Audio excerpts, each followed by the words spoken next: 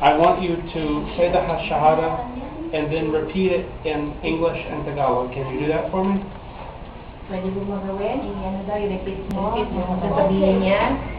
Kaya mo, okay. You can do that? Okay. Okay, so tell everybody your name. I'm Randy.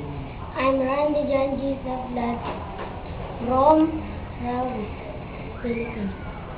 And how old are you? I'm 10 years old. And how long have you wanted to take Shahada? How long have you wanted to tell people that you are Muslim? Gaano nakatagal gusto mo maging Muslim? Never and ever and ever. And how many Muslims are in your family? Ilang Muslim nasa pamilya mo? One. You? Yes.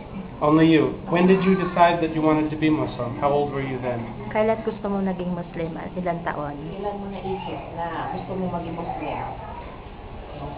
Kailan mo naisip? Anong taon? Anong edad mo noon? Na naisip mo na? 9 years old. 1 year. Oh, mashallah. Mashallah. And you already know how to pray? Yes. And you've been praying with your auntie? Yes. Mashallah.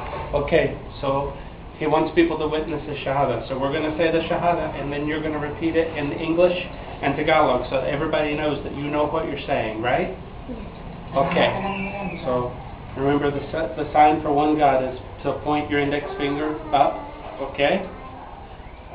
Ashhadu Ashhadu la la ilaha ilaha illallah illallah wa ashhadu wa ashhadu anna anna Muhammadan Muhammadan Rasulullah. Rasulullah. Now repeat that in English for everybody. Tagalog. Yeah, in Tagalog.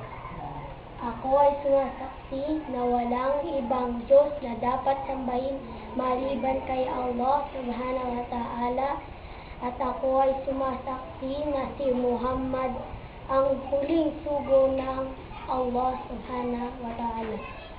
Oh, mashallah. Allahu Akbar. Allahu Akbar.